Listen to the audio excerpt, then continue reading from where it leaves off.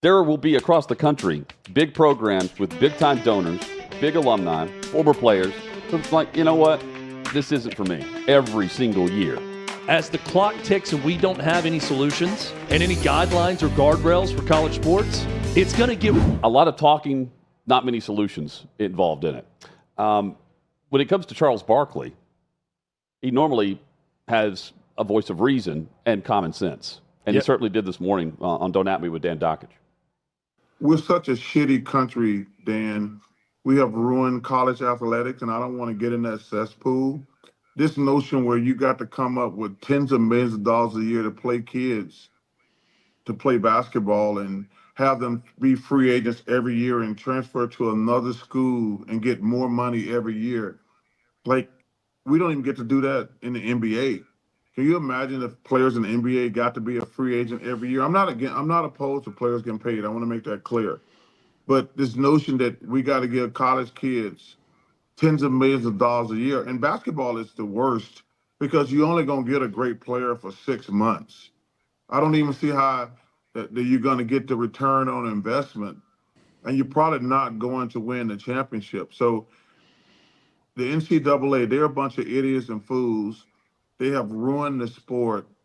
I don't know how you put the toothpaste back in the tube. So no, I'm not doing that. I prefer to give it to stuff that's important and significant to me. But to get back to your original point, hey, I love Auburn. I do. I would do anything for Auburn within reason.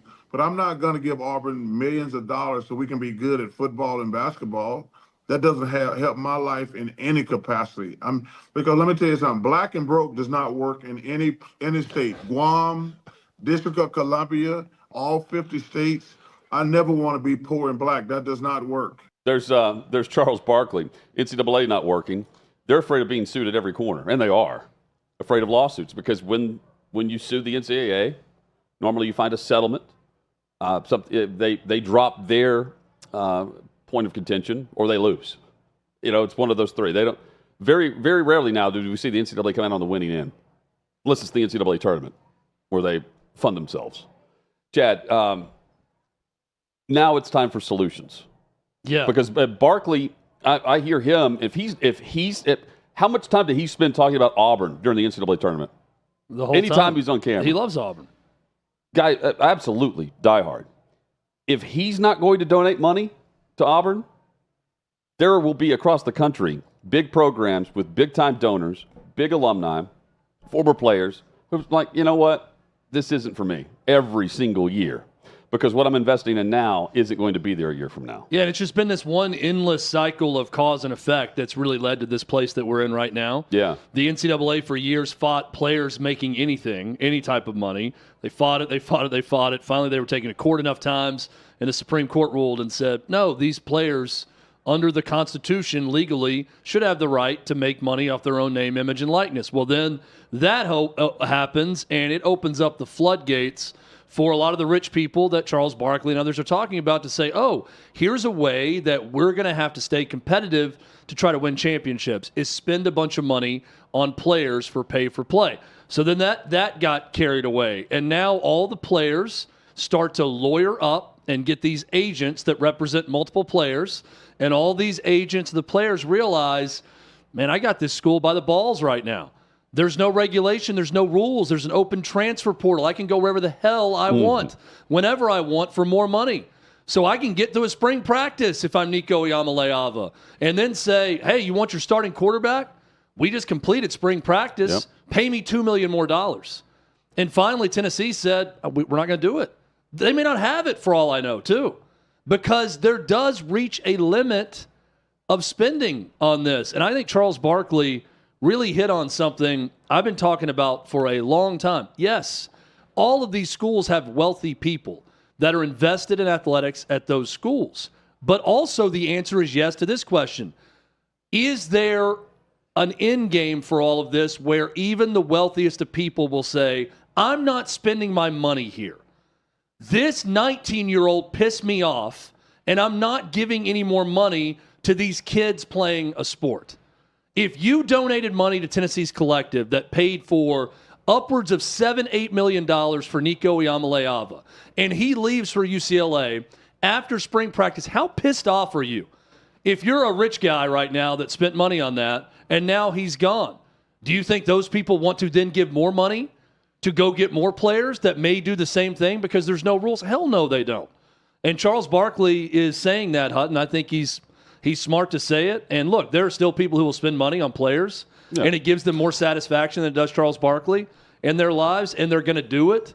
But there is a limit to all of this, and that's why as the clock ticks and we don't have any solutions and any guidelines or guardrails for college sports, it's going to get worse and worse before it gets better. And you're just going to see more and more teams have less money because they've already paid it to everybody when they were trying to be competitive. And eventually that money's going to dry up because the rich people, the boosters, are going to say, we're not doing this anymore. Yeah, and speaking of Auburn, I mean, this is their year where they're loading up on NIL.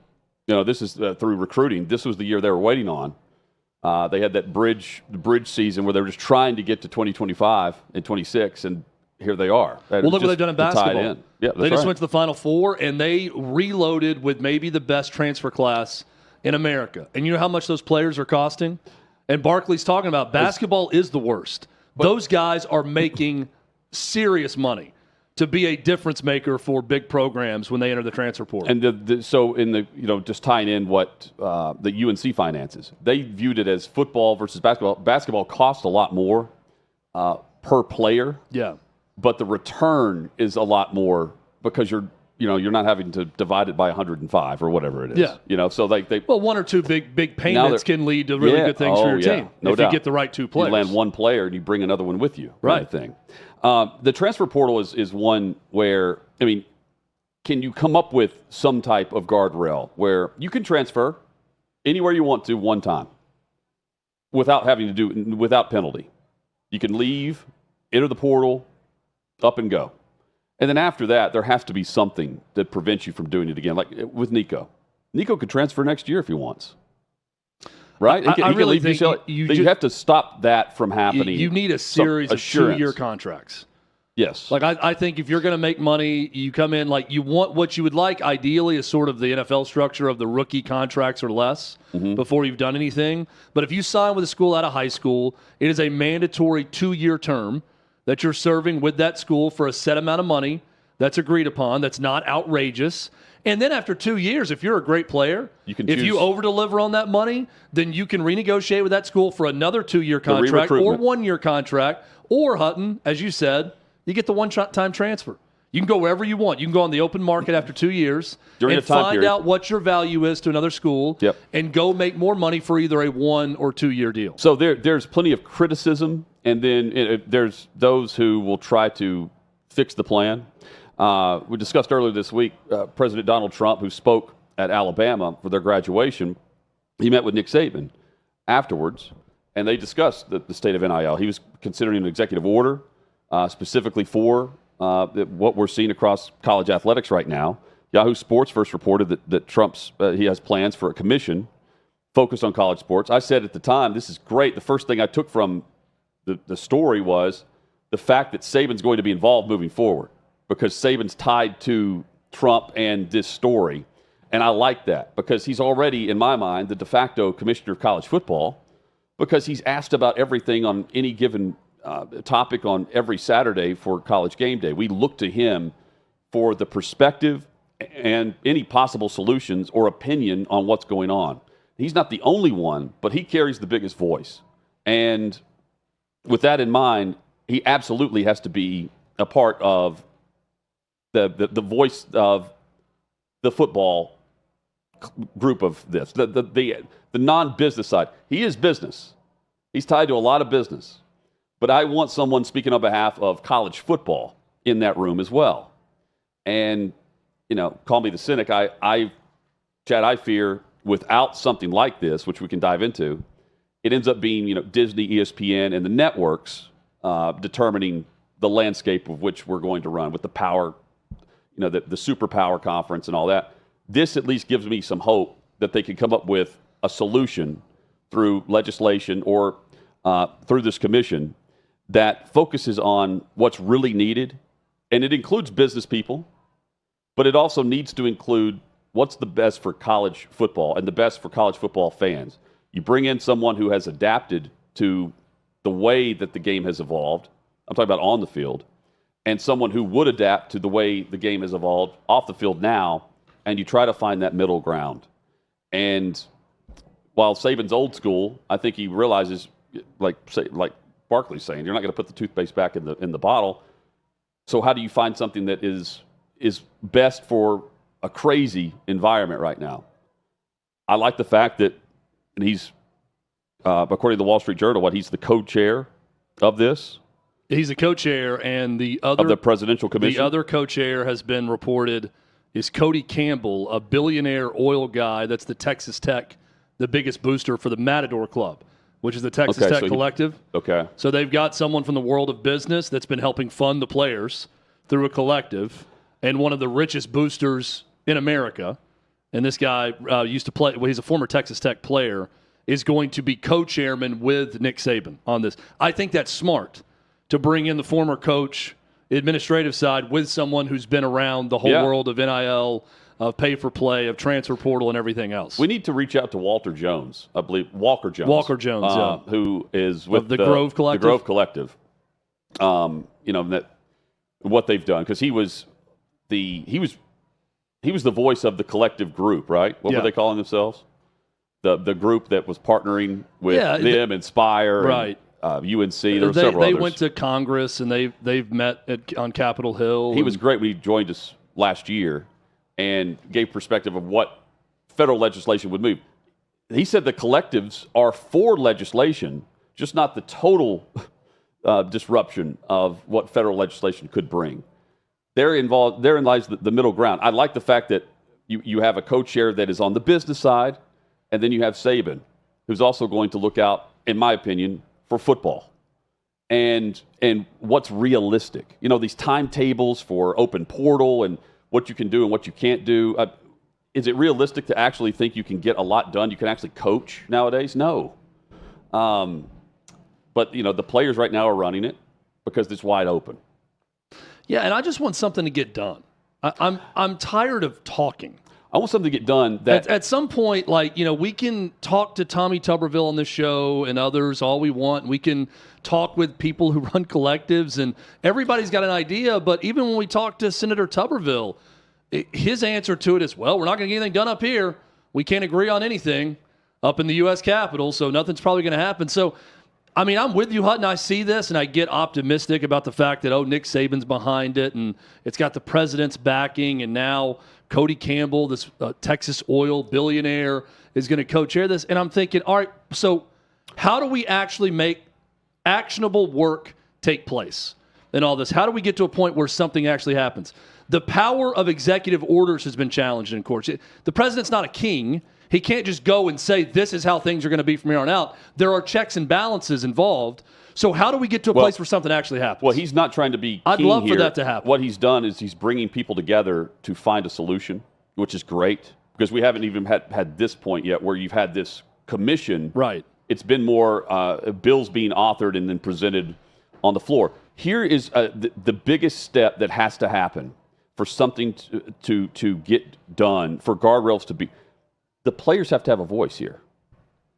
There has to be some type of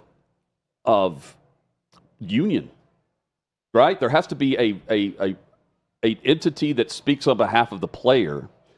Otherwise, won't more lawsuits be on the way for not having any say over my NIL? Like someone else is determining that? Unless there is a federal, the legislation is you're going to do this. This is federal law. Don't you lose in court if you're anyone that comes up with a quote unquote solution right now? If there's an easy solution, the NCAA would use it. No one's listening to the player. When they have the hearings on Capitol Hill, they have no offense, but I don't need someone that's playing water polo representing college football players, as in terms of NIL and the state of college athletics. They should have a voice. I'm glad that they're there voicing their opinion, but Livy Dunn doesn't represent the quarterback at Alabama, doesn't represent the offensive lineman making about $25,000, right? It certainly doesn't represent the player at Austin Peay. So there has to be a form, a group that is associated with the players that represents them. That's the hardest step, because I don't know how you get that going. Well, that's where this presidential committee on this, it has to be representative of everyone. That's what I'm saying. It's just Saban and Cody Campbell right now. They're the co-chairs. And they get to add more. I would assume they're smart enough to add. I listed right now: school president, athletic director, a governor of a state, attorney generals of different states, players, current student athletes, a former student athlete. These are all different voices that have to be heard during this conversation, right? And that's just off the top of my head, but you're going to have to get those different groups involved also. And the to have actual change. Conference commissioners will be involved. Conference commissioners is another good one, yes. Because there are needs and demands of a conference with television rights agreements, revenue sharing. Certain conferences want to add a game. Certain network executive, I'm going to put on the list too. No doubt. As far as the former players are concerned, that I want someone that's going to look at it from the fair playing field. If you get the right group together, you can have different a different bias toward leaning one way or the other, and you still come out somewhere in the middle where you have to negotiate and compromise. There has to be a group that's willing to compromise to get something done. And right now, you don't have that. You don't have the group that's willing to compromise. Yeah, and we're going to have Trey Wallace on a little bit later. I know he wrote a story about, hey, don't let any of this stop your enjoyment of college sports. They're still great. Now, I agree with that, mostly what he's saying. The games themselves are really good. Agreed. But I also can't argue with someone who watches their team and tries to follow it and just says, I'm less invested now. I'm not as emotionally invested in these players because of what's happening and because of what they're doing with the transfer portal and bouncing constantly. And it's hard to get invested in any individuals that are a part of this team. And because of that, that jersey means nothing to them. So it means nothing to me. It means less and less. And once again, much like Charles Barkley saying, I'm not going to spend millions of dollars on this. It doesn't change my life. There's a lot of people who will drop out and say, I'm not a college sports fan anymore. Well, if this goes on forever. Fans are losing bits of their emotional connection, but their financial connection is growing. Yeah. Like the extra 10% tax on the talent fund is growing. So you are you're financially invested. Emotionally, you may lose a bit of it. But I think emotions rise you put more finance into it, you're going to bring that up, like we're talking about with Barkley. And Barkley brought it up with Dockich. Imagine if the NBA was you were a free agent every year. Every offseason, you're a free agent going somewhere different. And Chad? NBA fans, NBA diehards would hate that and would eventually, they would stop liking their team in the league more and more because they don't ever have a player they feel like is theirs for any extended period of time. If everyone's bouncing to a different team for more money every year, that's what's happening in college sports. Hey, but there are exceptions. The problem with the NBA that's what's happening. Is you have superstars, quote unquote superstars on a team who do not qualify for. They do qualify. They do not qualify for the Supermax contracts, the $300 million, and they're getting that. Like, who's getting what? You start looking at these contracts. The highest paid players, who? That's why, they don't have it. Chad, you made a great point on Fox and Friends about the difference between the NFL and college football and the comparison just really not holding water because of the contract. That's what NCAA football needs. But you have to have the union, or you have to have a voice in the room representing the whole. And I don't know how you get that person who represents every player. There's so many players at different levels of this. I don't know how you represent each player properly. And it's a complaint I hear often is someone comes up and says, I don't like college football anymore. It's just like the NFL. And I'm thinking, hell, I wish it was like the NFL. The NFL has rules. You have contract rules. Right. You have different things. You have to sometimes, if you're under contract, something has to break before you're on another team. You're there multiple years. Like, I would love that to be in place in college football. It's even worse than the NFL. If you hate pro sports that much that you're saying, I don't like college sports because it's too much like the pros, my response is, I'd love for it to be more like the pros with actual rules in place for rosters, for salary cap situations, for contracts, for multiple years being with one team. I'm an Atlanta Braves fan in large part because that was what was on my TV growing up. But it's also because of David Justice and Ron Gant and Terry Pendleton and then Chipper Jones, guys who were with that team for more than 1 year. Mark Lemke. And more than 2 years. Jeff Blauser. Guys who were with the Braves for longer than 1 year. Now imagine your favorite pro sports team and think about all the institutional memories you have with that team. And imagine every year you had a different roster because everyone was a revolving door, rotating around 1-year contracts and going for more money somewhere else, and how that would devalue your experience. That's what's happening in college football right now. It'd be like being an Orioles fan. I don't even read about recruiting anymore in college football. Don't care. Because I'm just going to look up in mid-August and say, who's here? Who's on these teams right now? And then we'll start talking about it. It's changed from high school to now transfer portal. By the way, Shannon Terry should be on this list. Shannon Terry's a good one. Yeah. I mean, it should be on this commission. Let's submit this to Clay, who's got a direct line to the president, and we can tell him our list of people. Here's the list. That should be on there. Boom. And let's see if we can affect change, Hutton, through Clay, who can get this to President Trump. And by the way, I'm not saying he's trying to be a king with this. I'm saying I wish someone could be the king of college football right now. I'm just saying even if this committee comes back to President Trump with the greatest thing ever, he could try to issue an executive order and it's going to be challenged in court. So how do you get to something that everyone can agree on, or at least the majority, to get something done? That's the hard part. You have to have the collective bargaining agreement because then it's collectively bargained and they're under that. They're under that governing, their governance.